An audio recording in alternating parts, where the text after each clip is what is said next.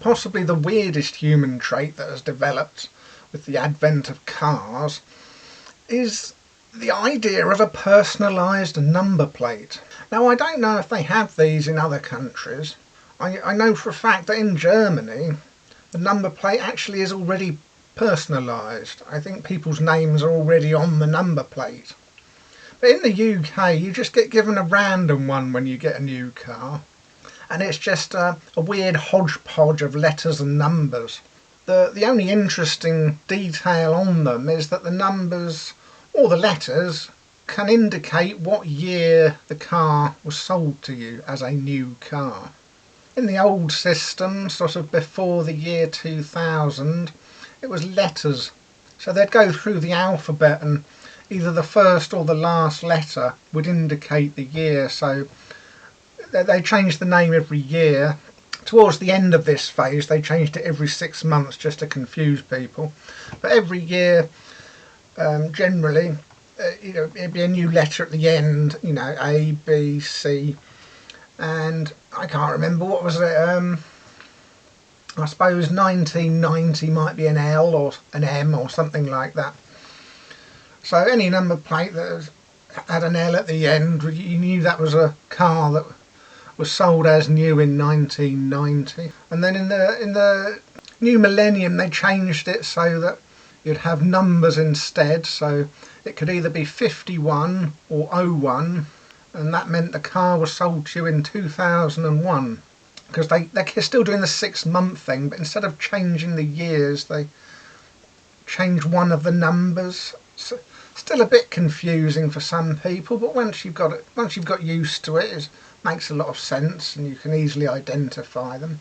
For me that's always been enough, really. The inherent status of having a new car is indicated by the number on the number plate. You don't need any alteration to tell people that you purchased a new car. It says right there on the number plate that currently, 7, 6 and 26. They're the ones that represent cars made this year. So if I went out and bought a new car, I'll just get a random number plate, random numbers and letters with a 76 or a 26 at the beginning to indicate to everybody that, hey guys, I've got a new car, look at me. But for some reason in this country, I don't know if this happens in other countries, as I say, but that's not enough for some people. The concept of a privatised number plate is intrinsically ingrained into a lot of people's brains that when they've got a bit of spare cash, it'd be great fun to have a personalised private number plate. And I've never really got the point of it. When you drive around you sometimes see them, and sometimes they're obvious, sometimes they're not, but when you see an obvious one you try and work out what it means, and very often you can't. It's just gibberish. They've just got a weird number plate. So it might be, I don't know, MA 66 1Y, MA 661Y, and of course you look at it and you think, oh, number plate language, wait a minute, oh, the 6, that might mean a G, and the 1, that might mean an I don't know. It kind of sort of spells Maggie, MAGGIY, and so you think, oh, maybe the driver's called Maggie, or maybe they know somebody called Maggie, or maybe they're just big fans of The Simpsons, who knows. And you think they've gone to a lot of effort to display the fact that they're Maggie, or their car's Maggie, and it's, so what? It's sort of like, what are they trying to, what's so interesting about that? And you could achieve the same result by buying a sticker that says Maggie in letters, and then sticking that sticker on the back of the car, and then everybody, because you never see the front of number plates. If you do, they're in the mirror and you're reversed, aren't they? And it makes no sense then. But anyway, you can stick that on the back of the car, And there you go, you've personalised your car and there's a name on it. And people driving behind, they can look and think, oh, Maggie, you know, is that the name of the person, the name of the car, the name of a dog maybe, I don't know. And it has exactly the same effect. But of course you haven't paid, I don't know, £3,000 for it. But for some reason, this extremely boring bureaucratic thing of making sure each car has an individual licence plate for the purposes of identifying you if you do something wrong or if your car gets stolen or blah blah blah, then this particular bureaucratic bit of writing, just because it's writing, is now exciting because you've changed it to a name that you don't want to display in any other way. It's not exciting. You're not doing it for the excitement of writing the word Maggie on your car, because you obviously could do that without changing the number plate. But for some reason, just changing the number plate is the exciting thing. And in most cases, it's just gibberish. And you can only really figure out that it is a private number plate because the car's age doesn't match the number plate.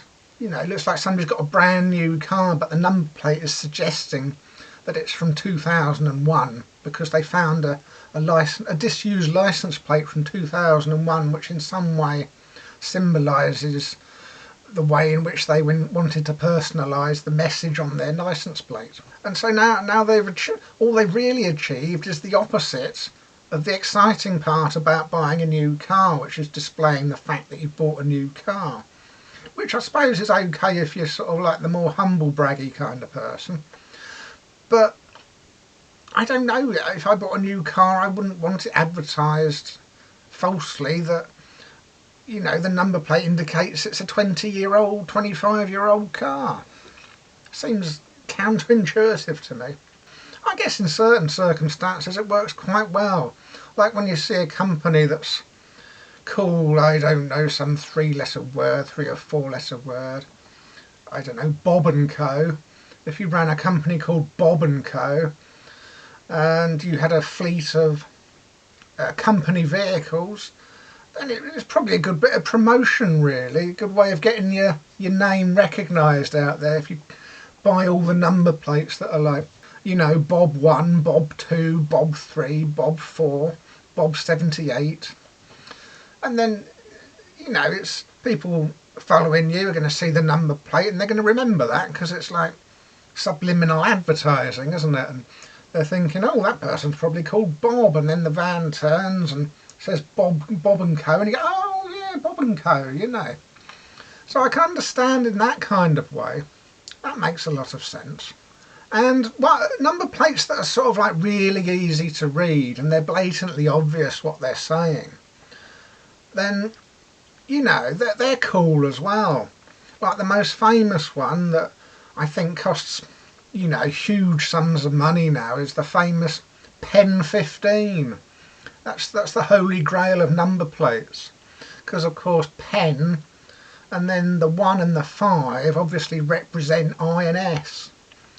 And if I was going to buy a personalised private number plate, then that's the kind of thing I'd be interested in buying, you know, because, you know, everybody who drives a car is a bit of a penis, really, aren't they? And, you know, when I'm driving a car, I'm fully aware I'm a bit of a penis, and it'd be, you know, fun to advertise the fact.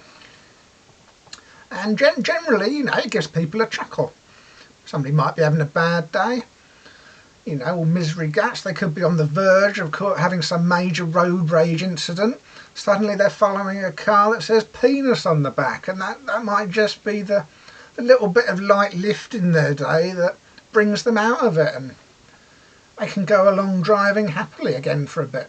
And yeah, the rude number plates, they're great, aren't they? You know, if I